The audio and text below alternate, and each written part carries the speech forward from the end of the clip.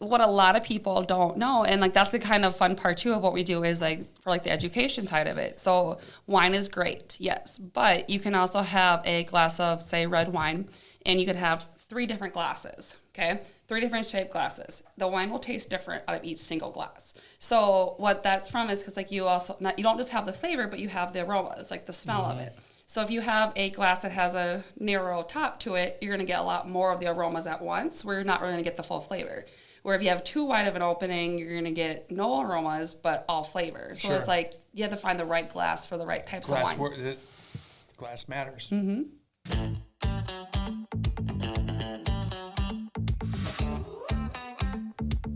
This is the Buffalo Community Podcast, all about the greatest small town in the USA, the people in it, and how it all works together.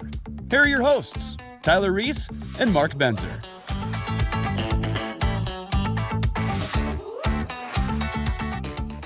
Hey everybody, it's Tyler Reiss back with the Buffalo Community Podcast. We have a second-time guest here, Brit Haskins. Really excited to have, but she's talking about something a little bit different than last time. Yes. Yeah. So, Brit, kind of moving into a new direction with business ownership, owner of L Amour out in Annandale. Yes. Tell us a little bit about that. So we still have like the Classical Event Center out there, but we converted the front part of our building into a French theme wine bar. So we have about 30 different flavors of wine out there. We have menus of bites and boards and paninis and salads and desserts. And yeah, so that started on May 23rd of this year. We kicked off with the doors opening. Cool. Yeah. So we touched on it as you opened that because of all the shutdowns last year with COVID. That seems to be a common theme of all of today's guests. It was, we shifted, we pivoted because of COVID, and we're doing something new or in addition. Yep. Tell me how that conversation went of just decimation of events to opening another business. Yeah, so last year was rough. We lost about 60 events off our books last year, and we were literally like 3 more events canceling from closing our doors permanently out there. So it was one of those things where, you kind of got depressed for about a good 2 weeks of like, okay, what am I going to do? How's this going to work? And so then I finally started playing around with some ideas, and it was like, as a business owner, you have to get creative. And I'm one of those very stubborn people, like I'm not going to fail, especially when it's not my own doing type of thing.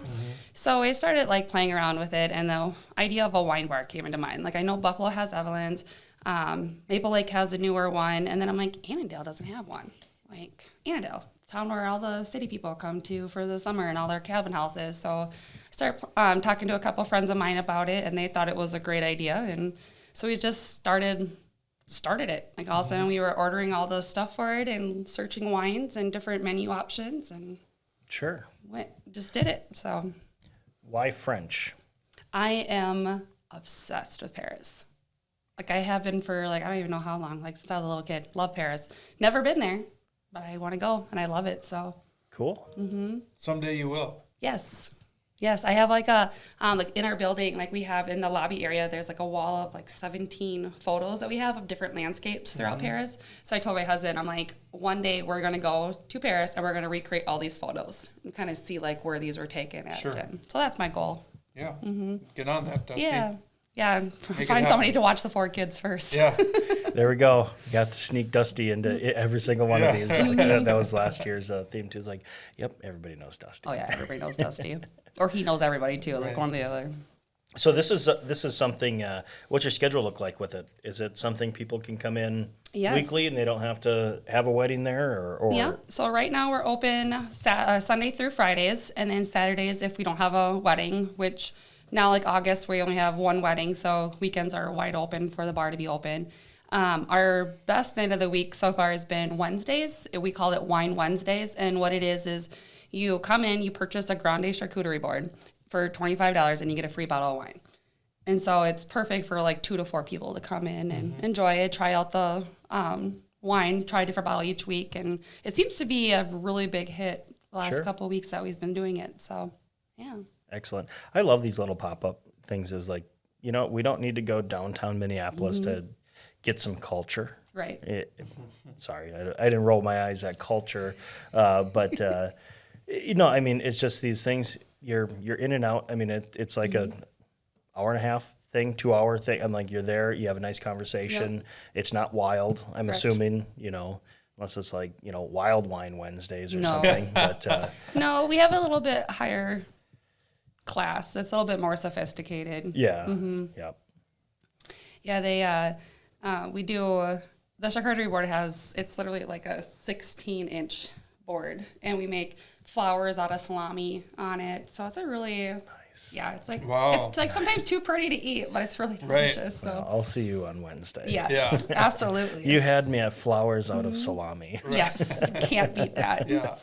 Bring your wife. Tell her you got flowers for her. We go pick it up. Yeah, I got flowers. I got a bouquet of flowers for you. And it's all salami. It's like the best gift ever. That's great. That's great. So the idea. So you said you've been open since May. Yes. Right. Of this year.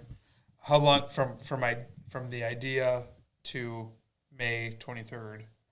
What was that time period like? Matter of months? 4 months. 4 months. Mm-hmm. Yep. So we had we started talking about it in January, and then in February made the decision. Okay, yep, we're going to do this. And then I think it was the beginning of March we contacted the city to see like what we needed to do with our conditional use permits out there for being an event center compared to being open daily. And then they had their council meeting the beginning of May. So we had literally like 6 weeks that we got everything just hashed out, figured out.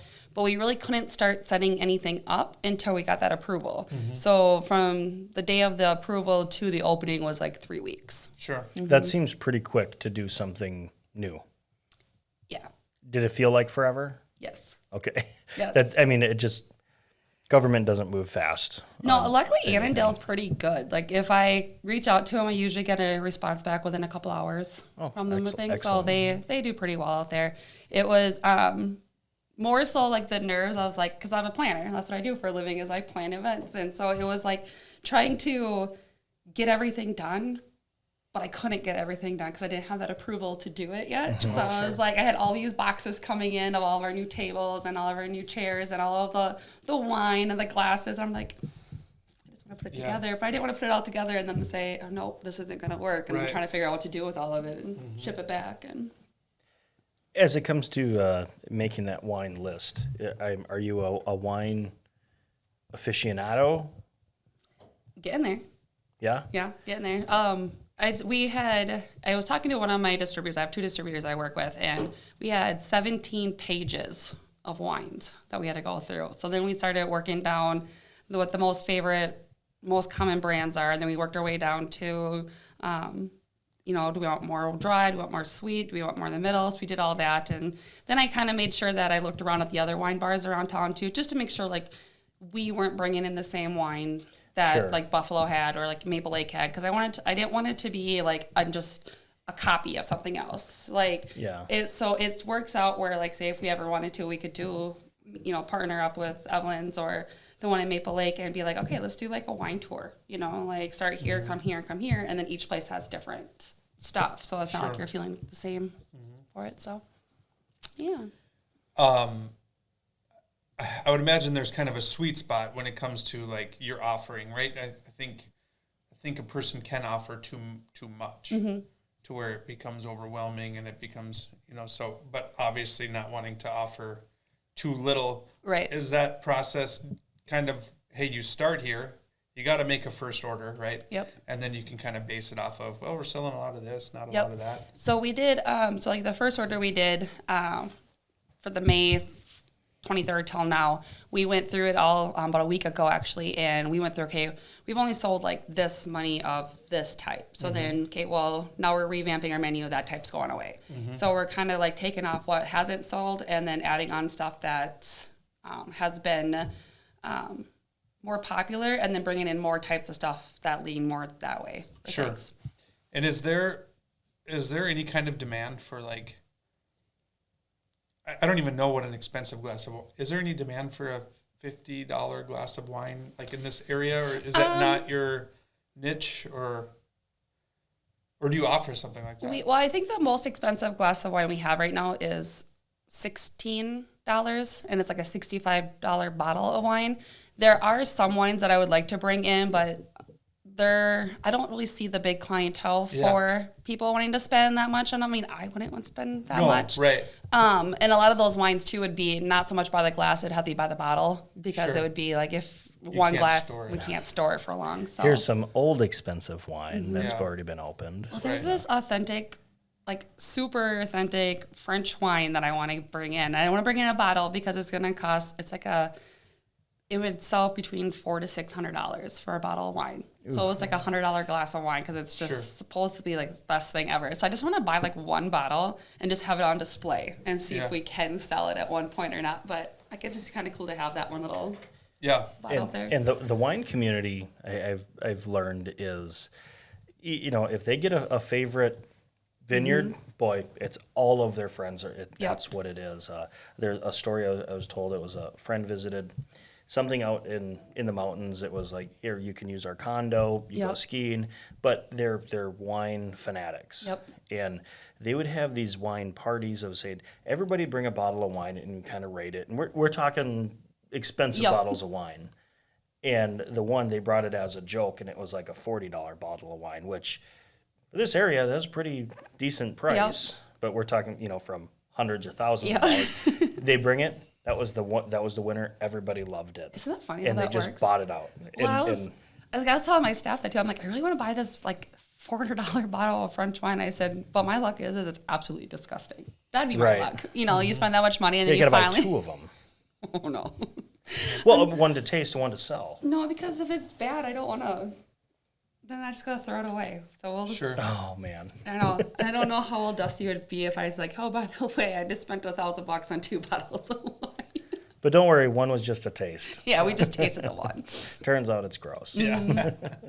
Pretty woodsy. Yeah. All the spices. Well, that's the one thing that I've noticed about working with the wines is some of the flavors that they have, like fresh cut grass or like mineral spices. I'm like, no, that's just kind of weird to think, but it all works together. And some of the wines, like I've never been a red wine drinker, and doing more of this, I'm finding that I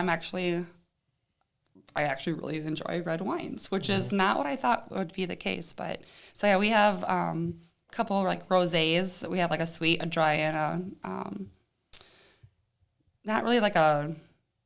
There's like a sweet, there's a dry, and then there's more like a crispy one where it's not. It's kind of right in the middle of the two. Sure. So we just have like different variety flights that we do with people, and we can try different kinds. And a flight idea is excellent. Is this all bottled? Is there any boxed? Nope, no boxed. Okay, that was a serious question. out. I wasn't even trying to be. You're out. You I don't wasn't want even trying to be funny. I can bring in a only box drink out of of a Franzia box for you. Just start on the table for Put you. my name on it. Yes. Mark Benzer. Do you want like the red solo cup to go with it too? Oh, I'm usually a Boone's Farm kind of guy, but Franzia, that's the headache fancy in stuff. a bottle. Yeah. One of my favorite things to do at Evelyn's, I would say, just bring me a glass of wine.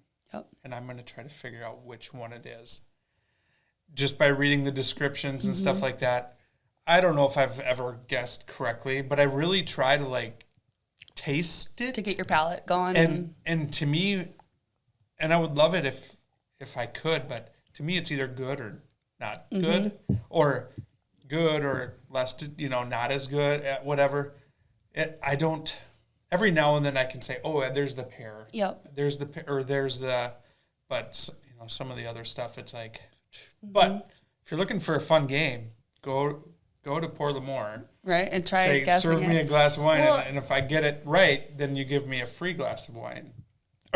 Well, that could probably work. We could make something work with that. Well, you know what a lot of people don't know, and like that's the kind of fun part too of what we do is like for like the education side of it. So wine is great, yes, but you can also have a glass of say red wine, and you could have 3 different glasses. Okay, 3 different shaped glasses. The wine will taste different out of each single glass. So what that's from is because like you don't just have the flavor, but you have the aromas, like the smell of it. So if you have a glass that has a narrow top to it, you're going to get a lot more of the aromas at once, where you're not really going to get the full flavor.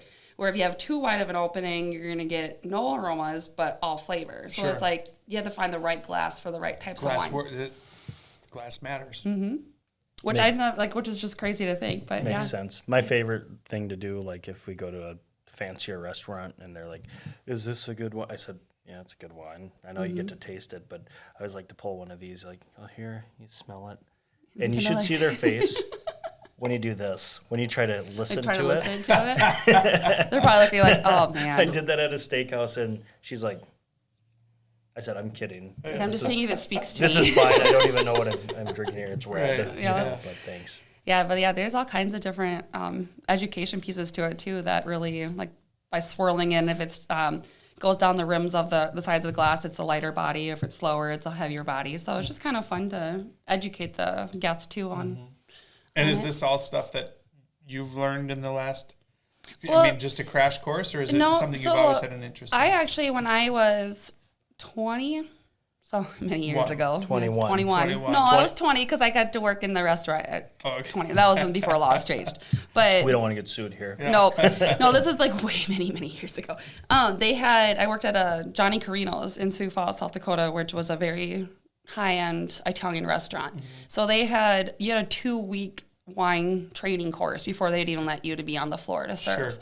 So there was a lot of information, and the more I'm getting into it now, the more it's coming back to me. Like, oh, I do remember that. Like, but I haven't had to use it for so long. So, but yeah, and then I got, I try to teach my staff as much as possible too, and it's kind of fun for them because they, they're younger, they don't quite understand all of it either. So when you see them learning it and they're all excited about it, it's pretty fun. I'm going to start calling my college experience a training class. Yeah. A wine training class. There you go. Instead of the Hawaiian party. Yeah, it's just a training. That's great. Mm-hmm. Well, what's next? I mean, is it for both Pour L'Amour and Classic events? So Classic, the Classic Hall, we're getting more bookings in, which is great. I'm so excited for that. Right now, we're focusing a lot on the wine bar, just keeping that growing and getting that going. We actually are just waiting for the state to come in and do an inspection, and then we'll have our off-sale license. So we're going to be starting a wine club here. Probably cool. I want to say we should have it ready to go by September because we can't really do anything with it until we get that license in, which is August 1st. So we'll be growing that, and then we're going to be partnering up with a couple people, doing different wine tastings, wine and dinners, a yoga and wine. We're going to hopefully partner up. I was talking to Lindsay Johnston about Fire Within Yoga, coming out and doing yoga and wine. So, yeah. Cool. That'd be the only way you can get me to yoga. Put a glass of wine in front of me. Yeah.